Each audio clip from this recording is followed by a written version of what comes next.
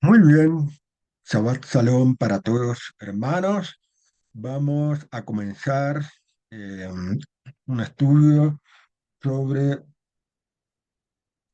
primero vamos a decir, antes del estudio del título, como el hermano Ben muy bien mencionó antes, terminaron las festividades de otoño en Israel. Se terminó con mucha celebración, mucho gozo, festejo de Sukkot sobre todo, pero eso no quiere decir que no hubo problemas. Seguramente a alguno le ha tocado problemas, esperemos que el hermano Julio, su familiar esté bien, y siempre hay problemas, no depende de las festividades. Así que pero bueno, los que no tuvieron la bendición de no tener problemas y pudieron celebrar pues, con gozo, este, sabemos que siempre pueden venir los problemas, ¿no? Así que son inevitables. Y a esto viene el estudio, ¿no? Para esto viene eh, el estudio para quizás reforzar a aquellos que tengan complicaciones o las que puede tener después, en los próximos días. Esperemos que no sea así. Entonces, el estudio le puse el título, ¿hay algún límite para el poder de Yahweh? Y un subtítulo, cuando se duda en la fe. Este estudio está basado en el capítulo 11 del libro de Bamidbar o Números. Y esto va a ser algo como un pantallazo, algo por encima de un tema específico que tiene que ver con la fe. Y les recuerdo que con el pastor Mario retomamos los estudios de la Torá justamente en este capítulo y vamos a profundizar mucho, prácticamente versículo por versículo y todos los mensajes profundos que hay que no vamos a ver ahora. Vamos a leer algo, pero sobre todo relacionado con este versículo donde dice, ¿hay algún límite para el poder de Yahweh? Y vamos a meterlo. Esta pantalla la subtitulé con la contradicción en la fe. En el número, comienza el libro de número, mejor dicho, el capítulo 11, el número, el pueblo se puso a quejarse amargamente delante de Yahweh. Yahweh lo oyó y se enojó. Un fuego de Yahweh se encendió contra ellos, a los israelitas que habían salido, recordemos el contexto, habían abandonado el monte Sinaí y ya estaban viajando por el desierto. Y llegó este momento, en la primera parada, quejas. Y enojó Yahweh y un fuego de Yahweh se encendió contra ellos, haciendo estragos en los alrededores del campamento. El pueblo clamó a Mosé, se arrepintió rápido, clamó a Mosé, o sea, clamó para que Mosé intervenga. Eh, y así sucedió. Mosé intervino, oró a Yahweh y el fuego se apagó. Ese es lo primero que aparece en los primeros dos versículos. Luego, en el 4 y el 6, ya el 6, la chusma, la chusma se refiere a egipcios que habían, generalmente egipcios que se habían unido al pueblo de Israel una vez que fueron liberados, y esa multitud entremezclada con los israelitas incitó, dice, que comenzó a sentir una ansia glotona, una codicia por glotona, dice, y entonces los israelitas lloraron, o sea, impulsaron, contagiaron a los demás, y los israelitas, ya todo el pueblo en general, lloraron. Dijeron, si tuviéramos carne para comer, ¿cómo nos acordamos del pescado? que comíamos gratis en Egipto, de los pepinos, de los melones, de los puerros, de las cebollas y el ajo. Ahora nos estamos muriendo de hambre. Acá viene la contradicción. No hay nada en absoluto, nos estamos muriendo de hambre. No hay nada en absoluto. No se ve nada más que este man, que es considerado el pan que descendía del cielo, más bien eran, como explica en los versículos, como una semilla que uno después la recogía en el campo y producía comida, sobre todo el pan. Así que aquí está la contradicción, como que no hay nada en absoluto. Después, cuando los que puedan estar en el estudio, al final, en la sala del Pastor Mario, vamos a ver que, que es más terrible. No dice solamente no hay nada más, hay un desprecio por este man en el hebreo, ¿no? Ahora no, es suficiente. Entonces vemos las quejas, dos quejas. Eso es importante porque nosotros en el estudio de Sukkot hemos aprendido una de las enseñanzas fundamentales es la gratitud,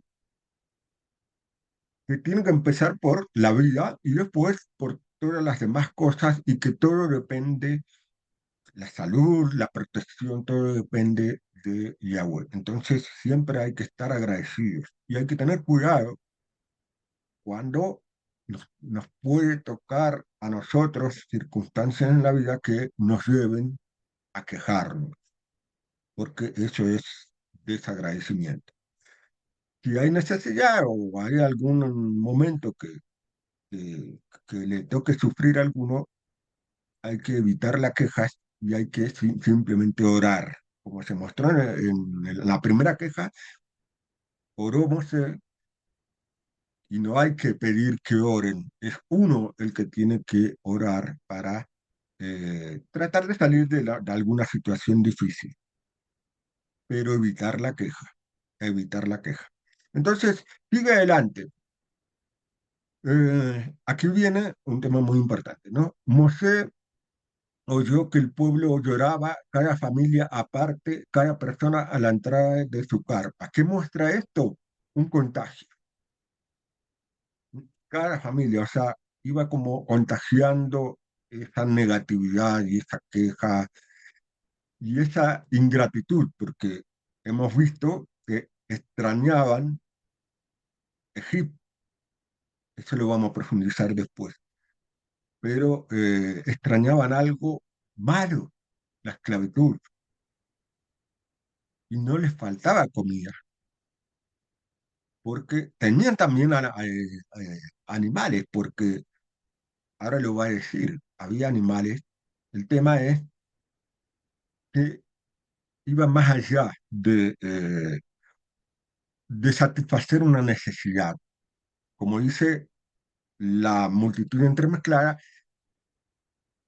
quería comer como comían en Egipto. Posiblemente los egipcios que estaban mezclados sí comían, pero no los israelitas. Los israelitas eran esclavos, no tenían gratis cualquier cosa, todo lo hacían por trabajo duro, ¿no? Entonces, Moshe aquí muestra que había un contagio, ¿no? Todas las familias estaban quejándose, llorando. Yahweh estaba muy enojado y Moshe le dijo a Yahweh, ¿por qué tratan mal a tu servidor? ¿Por qué no he gozado de tu favor para que hayas puesto la carga de todo este pueblo sobre mí? Aquí le toca sufrir a Moshe. ¿Qué sigue diciendo? ¿Dónde voy a conseguir carne para darle a toda esta gente cuando lloran ante mí y digan, danos carne para comer? No solo, yo no puedo llevar solo a este pueblo, porque es demasiado para mí. Si me vas a tratar así, mejor mátame, te lo ruego, pero para no ver esta calamidad. Aquí empieza a ver una especie de debilidad en Moshe, pero también es justificada porque y estaba abrumado por la responsabilidad, la humildad y la responsabilidad que tenía, estaba preocupado por el pueblo.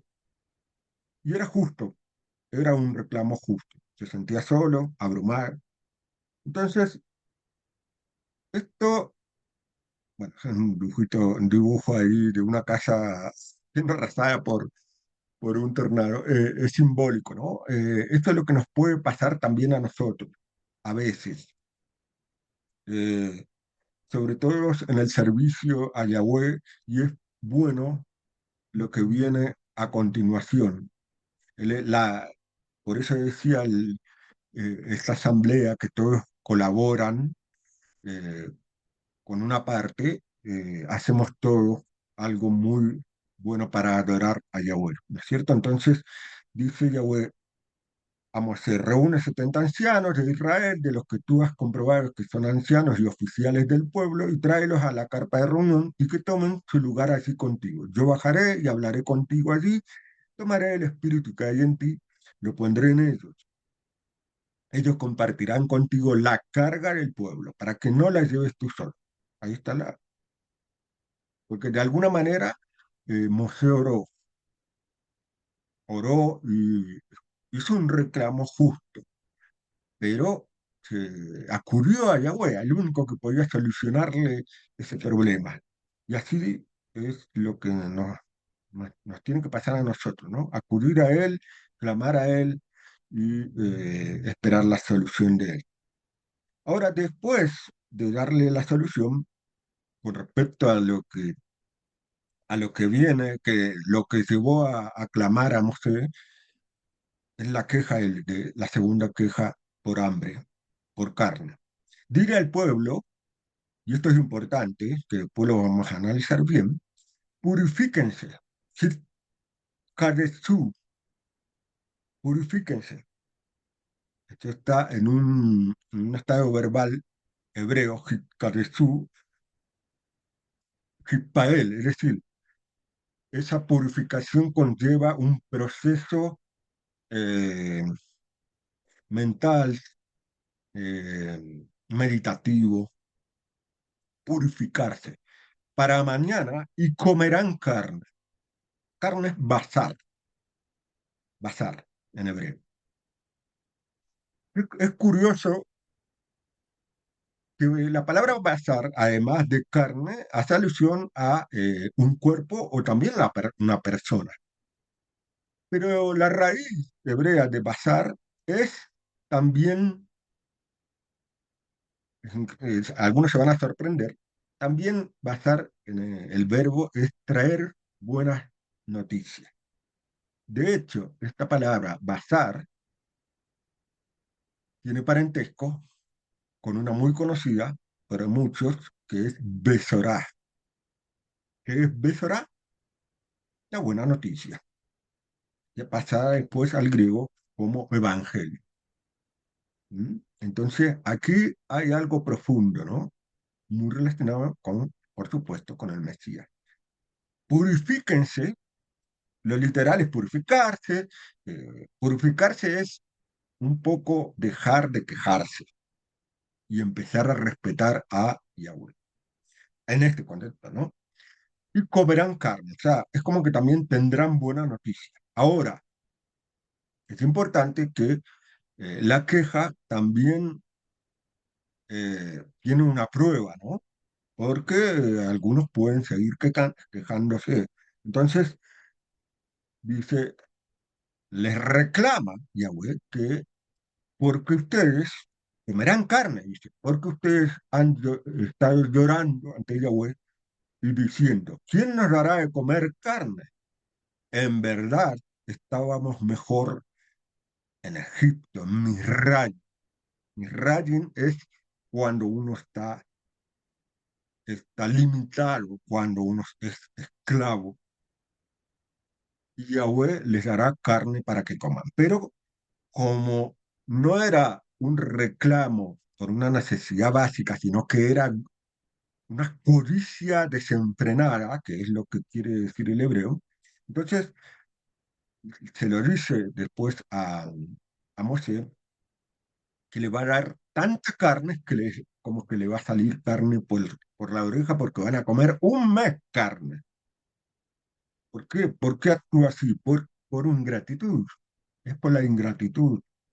Entonces, eh, allí le dice, prepárense, y le dice a Mosé, prepárense porque van a comer carne hasta el hartazgo.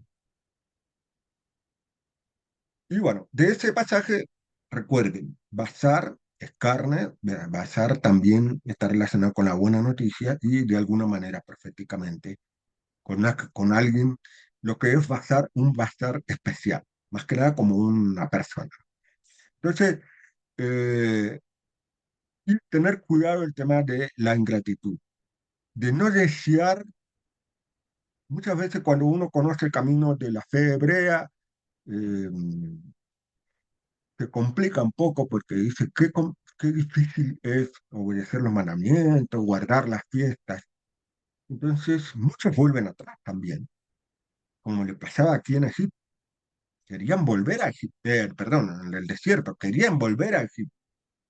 Hay algunos que salen de los engaños de una religión engañosa, descubren la verdad, pero ven que es difícil, y quieren volver a esa situación donde estaban tranquilitos, en el engaño, sin mucha, era una fe light, una fe muy simple, quizás yendo a la iglesia de domingo un rato o al templo en algunos casos, pero en el engaño, y no viendo resultados de la bendición por estar transitando el camino verdadero.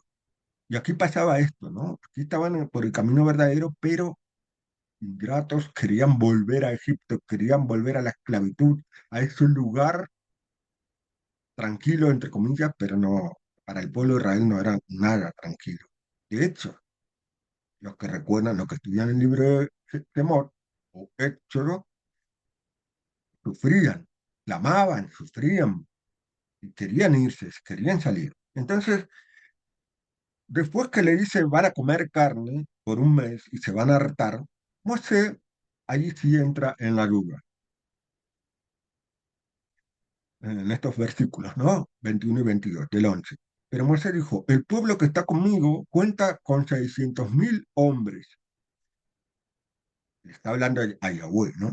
Y dice que nos vas a dar suficiente carne para comer un mes entero. Se podrán matar suficientes rebaños y manadas para que les baste, o se les podrá pescar todos los peces del mar para que les baste. O sea, va a alcanzar todos los peces del mar para ganar. Y ahí, con un dibujito así, ahí se muestra la ayuda que pasó Mosé. ¿Por qué? Porque estaba arrastrando esa situación de sobrecarga, y eso muchas veces, eso lo trasladamos a nuestra vida, la sobrecarga por ahí del trabajo, de los problemas familiares, por ahí de algún problema de salud, toda la sobrecarga que trae la vida misma. Eso está representado ahí en lo que le pasa a Moisés, y eso trae, empuja psicológicamente a la duda. ¿Mm? ¿A dudar de quién? De Yahweh, del poder de Yahweh. Entonces, esta es la gran enseñanza. ¿Y qué tenemos? ¿Y cuál es la respuesta de Yahweh a Moisés? ¿Hay algún límite para el poder de Yahweh? Que literalmente dice, Hayar Yahweh Har, que se traduce como ¿acaso? ¿Acaso? Yar, la mano de Yahweh. Yar Yahweh, Yar Yahweh es la mano de Yahweh. Es corta. Eso dice literalmente que muy bien Lavín lo vuelca en traducción como hay algún límite, que es lo que quiere decir, ¿no? La mano corta, ¿será que la mano de Yahweh es corta? Significa, ¿hay algún límite para el poder de Yahweh? Y eso es lo que nos pregunta, no solamente se le pregunta a Moisés, se nos pregunta a nosotros. ¿Por qué dudar? No es, no nos pregunta por qué nos sobrecargamos. Es inevitable la sobrecarga, sentirse abrumado, pero insisto, la enseñanza es que nosotros no debemos ser ingratos, no debemos quejarnos y debemos clamar a Yahweh. ¿Por qué? Porque todo es posible para Yahweh. Y Él está esperando allí que le pidamos auxilio. Entonces, ahora bien, la mano de Yahweh que tiene que ver con el poder de Yahweh también tiene un simbolismo muy profundo. ¿Cuál es? El simbolismo de esta Yahweh, esta mano de Yahweh. Leemos en Deuteronomio 33:2, donde dijo, Yahweh vino, Mosé dijo, Yahweh vino desde el Sinaí, habiendo resplandecido ante ellos desde Seir, habiendo aparecido en monte Parán, y luego se acercó con parte de las sagradas miríadas, estos mensajeros celestiales. De su diestra le entregó la llamante Torah. Bueno, aquí eh, la diestra no es el Mesías, porque allí no está el Mesías, como algunos creen, que estaba entregando la Torah al Mesías. No, la diestra tiene que ver el poder de Yahweh, que estaba en el monte Sinaí, entregó la llameante Torah, es una traducción, ¿no? Es da, eh, llameante Torah. Llameante porque tiene que ver con como un fuego que purifica a la persona, un fuego purificador como es el espíritu también de Yahweh. Entonces, por un lado, aquí tenemos el poder de Yahweh entregando algo que nos va a ayudar a entender esta mano de Yahweh. Pero también, por otro lado, y esto está relacionado con lo que ya los que pudieron ver el estudio de Sukkot, donde hablamos también de la mano de Yahweh, como el poder. En Salmo 118, 14 al 16, hay un paralelismo entre mano y brazo de Yahweh. También es otra palabra hebrea, pero tiene como un paralelismo, una hermandad en estas palabras. Eh, Dice en el Salmo 118, 14 y 16, ya es mi fortaleza y mi canción, ha venido a ser mi salvación. Yeshua, esa es una palabra muy importante, significa salvación. Yeshua.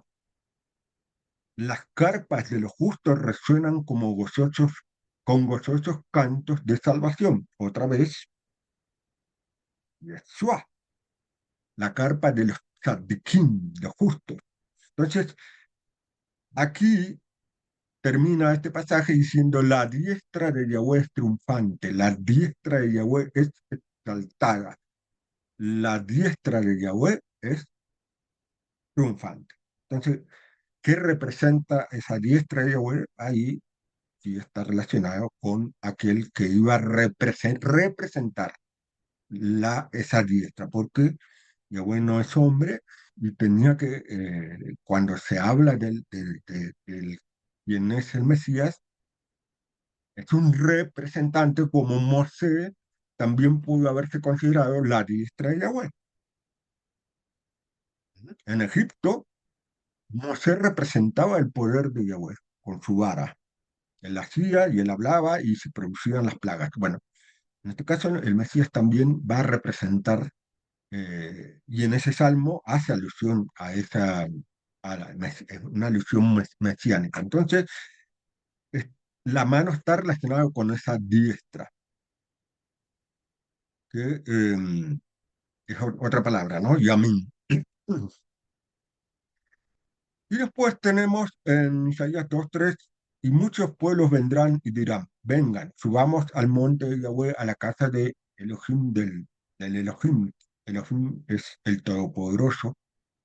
En la mayoría de las traducciones dicen Dios, pero es el Todopoderoso o el Poderoso de Jacob, para que Él nos instruya en sus caminos y para que caminemos por sus sendas, porque de Sión saldrá la Torá y de Jerusalén, o Jerusalén, la palabra de Yahweh. Entonces ahí tenemos eh, esta mano que significa el poder de Yahweh, es, está relacionada con la Torá, con la palabra de Yahweh y también eh, con el representante que que trae, como dice ahí, de Sión. ¿Quién salió de Sión? Porque no dice del Sinaí. En realidad la Torá es como que salió del Sinaí, pero cuando habla de Sión es porque está haciendo también alusión a alguien que va a traer la correcta enseñanza de la Torá, o como algunas lo consideran, un hombre que vive la Torá y enseña viviendo cómo es, hay que vivir la Torá. Y es obvio que estamos haciendo alusión a ese brazo, a esa diestra de Yahweh, que es el Mesías. Ahora, acá vamos a, ya cerca de finalizar, este no es un estudio muy técnico, sino que quiere ser un poco meditativo y reflexivo, ¿no? Sobre todo para lo que podemos encontrar en adelante después de celebrar. Entonces, que el versículo que yo dejé sin terminar, el 23, que dice, ¿acaso es corta o el poder, es poco el poder de Yahweh? Le termina diciendo a Mosé, pronto verás si te sucede o no lo que he dicho. Es decir, en ese momento, dar de comer por un mes, hasta que se harten. Y después, por supuesto, hubo castigo también porque eso, la queja, muchos seguían quejándose y solamente los que se arrepentían podían salvarse del castigo. Pronto verás si te sucede o no lo que he dicho. Y esto es no solamente para Moshe, para la carne que le iban a dar, si esto es para todos. A todos nos dice, pronto verás si sucede lo que he dicho. Y las promesas que dio Yahweh, y si viene el Mesías y se va a comenzar el mundo venidero, eso es lo que está diciendo como un eco, ¿no? Que va más allá de ese momento.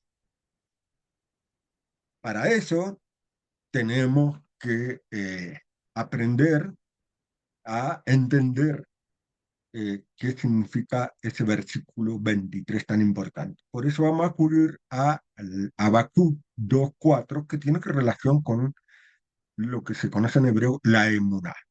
Ya vamos a ver, la fe hebrea. Mira, dice Habacuc 2:4, tu espíritu dentro de él está inflado, no es recto. ¿A qué hace alusión esto? Se conecta con lo que hemos visto antes, las quejas. Eh, las quejas y el desprecio por el man, que también es el desprecio por la palabra Yahweh, y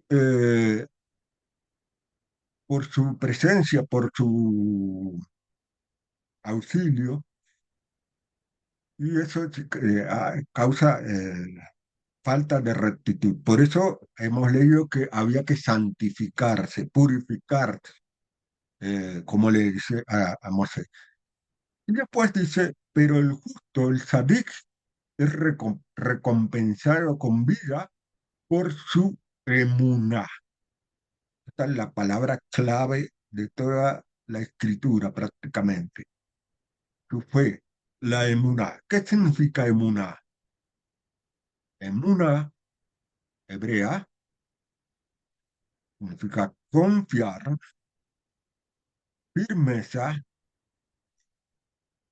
fidelidad, ser fiel a quién, a Yahweh. Porque nosotros vemos, cuando conocimos la verdad, la restauración de la verdad hebrea, entramos al pacto, un pacto que hacemos con Yahweh, de amarle y mostrarle el amor a través de la obediencia a sus mandamientos. Eso es ser fiel, pero también requiere firmeza, requiere seguridad, fortaleza y perseverancia. Todo esto no es, no es la fe común de creer solamente, es confiar.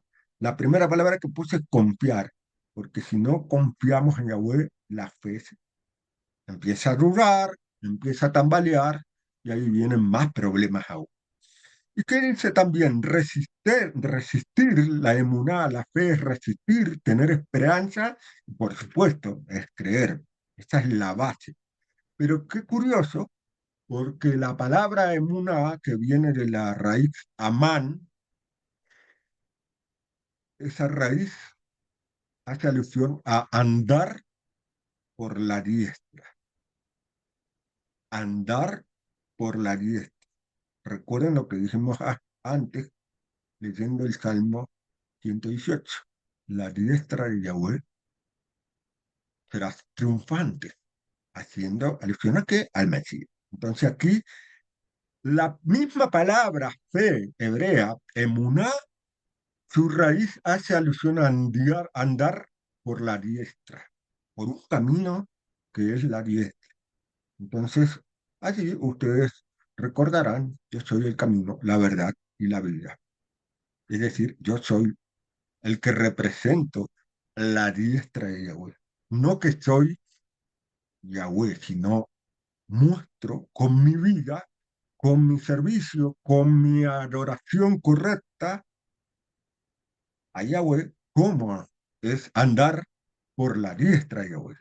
Él era el representante que mostraba cómo eh, honrarle, cómo glorificarle. Eso es muy curioso. Entonces, el poder, la mano de Yahweh lo que hace es mostrar esto, ¿no? Mostrar la diestra, mostrar un camino, mostrarlo como se ve allí, un faro rodeado de inmensas olas que pueden representar todos los problemas en la vida. Entonces, la diestra está relacionado con la palabra, puede estar relacionado con la Torah y está relacionado, por supuesto, con el Mesías, que es el que mostró cómo transitar por ese camino diestro, o que es la diestra de Yahweh, por esa palabra y por esa vivir la Torah. Vemos en Isaías 30, del 20 al 21, profecía, Yahweh les proveerá un mendrugo de pan, y un trago de agua, pan y agua. El maná y el agua, que también ambas cosas son la palabra de Yahweh. Hace alusión a esa diestra, a esa palabra, a esa Torah. Entonces tu gran maestro, dice, nunca más será ignorado, sino que tus ojos mirarán a tu gran maestro y cuando te desvíes a la derecha o a la izquierda, tus oídos harán caso al mandato a tus espaldas. El mandato de tus espaldas, cuando te desvíes a derecha o izquierda, no es tranquilo, no pasa nada. Si tú crees, serás salvo, como se ha enseñado erróneamente. No. El mandato a las espaldas es, este es el camino, anden por él. El camino que muestra el maestro, camino que muestra el maestro de acuerdo al pan y al agua, que hace alusión a esa diestra, a esa palabra, a esa Torah. Cuidado, muchos han despertado porque le decían, tranquilo, No hay problema que se desvíen a derecha e izquierda, eso no es lo importante. Lo importante es creer y ya. Lo demás que decía el mandamiento, no te desvíes ni a derecha ni a izquierda, eso ya pasó, ya está obsoleto. No, no está obsoleto. El Mesías está relacionado con ese camino, el camino que es la palabra de Yahweh. Y finalmente terminamos con este pasaje de Salmo 16 7 al 9 que todos tenemos que compartir en espíritu, intelectualmente y más bien espiritualmente,